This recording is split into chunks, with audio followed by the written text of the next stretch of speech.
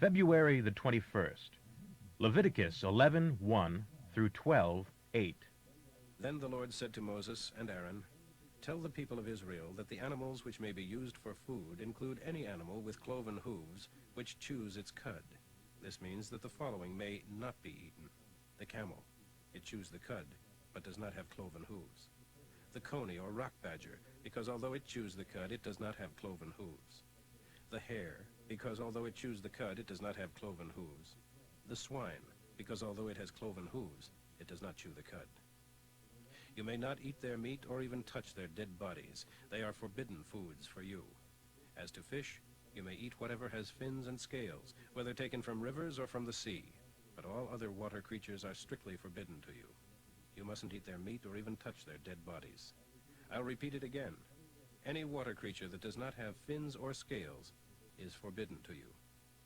Among the birds, these are the ones you may not eat: the eagle, the martyr, the osprey, the falcon, all kinds, the kite, the raven, all kinds, the ostrich, the nighthawk, the seagull, the hawk, all kinds, the owl, the cormorant, the ibis, the marsh hen, the pelican, the vulture, the stork, the heron, all kinds, the hoopoe, the bat. Flying insects with 4 legs must not be eaten, with the exception of those that jump. Locusts of all varieties, ordinary locusts, bald locusts, crickets, and grasshoppers may be eaten. All other things that fly and have 4 feet are forbidden to you. Anyone touching their dead bodies shall be defiled until the evening, and must wash his clothes immediately. He must also quarantine himself until nightfall, as being ceremonially defiled.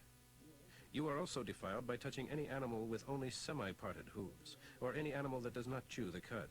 Any animal that walks on paws is forbidden to you as food. Anyone touching the dead body of such an animal shall be defiled until evening.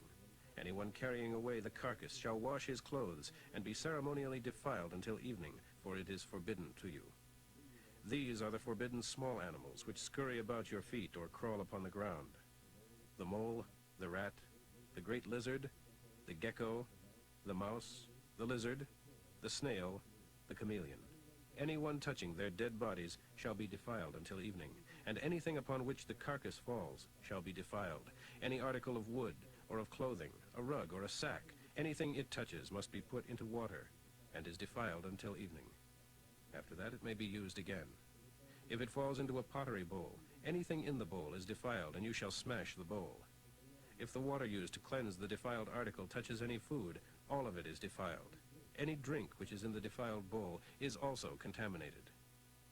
If the dead body of such an animal touches any clay oven, it is defiled and must be smashed.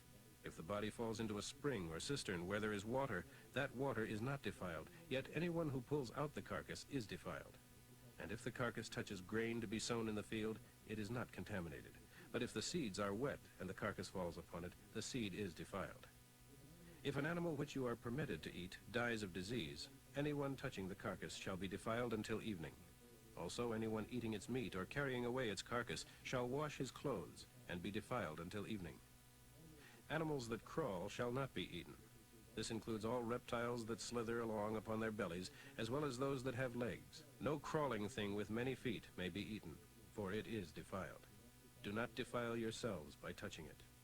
I am the Lord your God. Keep yourselves pure concerning these things, and be holy, for I am holy. Therefore do not defile yourselves by touching any of these things that crawl upon the earth. For I am the Lord who brought you out of the land of Egypt to be your God. You must therefore be holy, for I am holy. These are the laws concerning animals, birds, and whatever swims in the water or crawls upon the ground. These are the distinctions between what is ceremonially clean and may be eaten, and what is ceremonially defiled and may not be eaten, among all animal life upon the earth. The Lord told Moses to give these instructions to the people of Israel. When a baby boy is born, the mother shall be ceremonially defiled for 7 days, and under the same restrictions as during her monthly periods. On the 8th day, her son must be circumcised. Then, for the next 33 days, while she is recovering from her ceremonial impurity, she must not touch anything sacred, nor enter the tabernacle. When a baby girl is born, the mother's ceremonial impurity shall last 2 weeks, during which time she will be under the same restrictions as during menstruation. Then, for a further 66 days, she shall continue her recovery.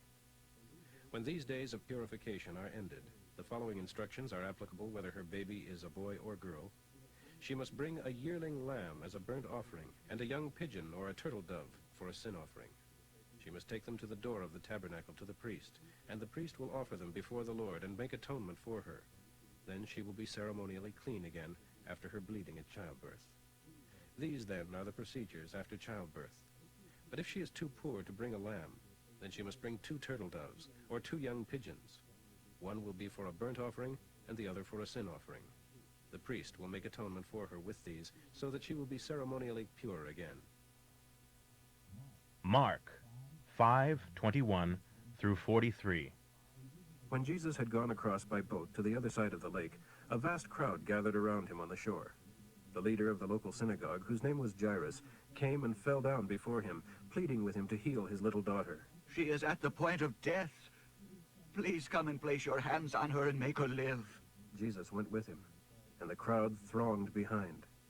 In the crowd was a woman who had been sick for 12 years with a hemorrhage. She had suffered much from many doctors through the years, and had become poor from paying them, and was no better, but in fact was worse. She had heard all about the wonderful miracles Jesus did, and that is why she came up behind him through the crowd and touched his clothes. For she thought to herself, if I can just touch his clothing, I will be healed. and sure enough, as soon as she had touched him, the bleeding stopped, and she knew she was well. Jesus realized at once that healing power had gone out from him, so he turned around in the crowd and asked, "Who touched my clothes?" His disciples said to him, All this crowd pressing around you, and you ask who touched you? but he kept on looking around to see who it was who had done it. Then the frightened woman, trembling at the realization of what had happened to her, came and fell at his feet and told him what she had done. And he said to her, "Daughter, your faith has made you well. Go in peace, healed of your disease." While he was still talking to her, messengers arrived from Jairus' home with the news that it was too late. His daughter was dead, and there was no point in Jesus coming now. But Jesus ignored their comments and said to Jairus, "Don't be afraid. Just trust me." Then Jesus halted the crowd and wouldn't let anyone go on with him to Jairus' home except Peter and James and John. When they arrived, Jesus saw that all was in great confusion, with unrestrained weeping and wailing. He went inside and spoke to the people.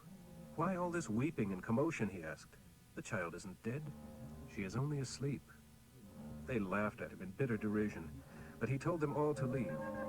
Taking the little girl's father and mother and his 3 disciples, he went into the room where she was lying.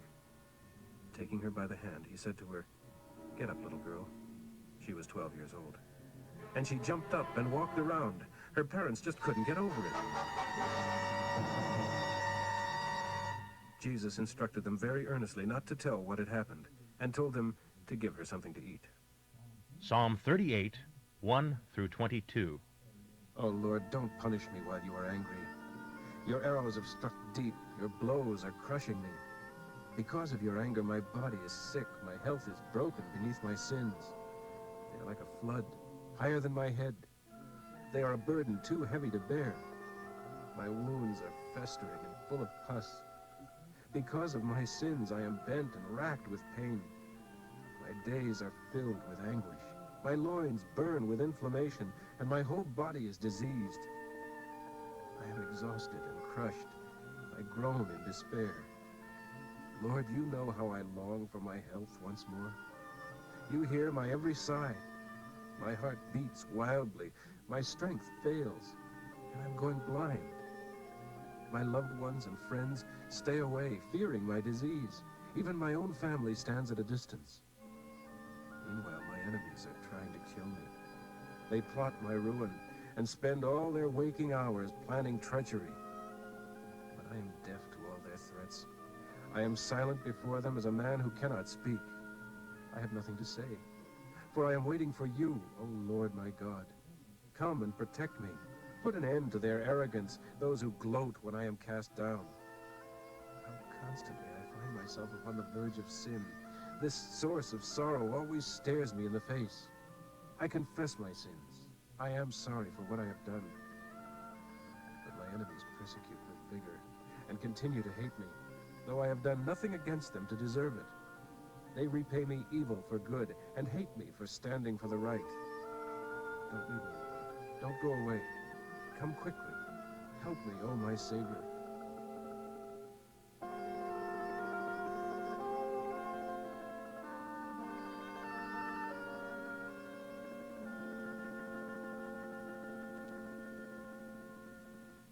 Proverbs for today, 10, 8 through 9.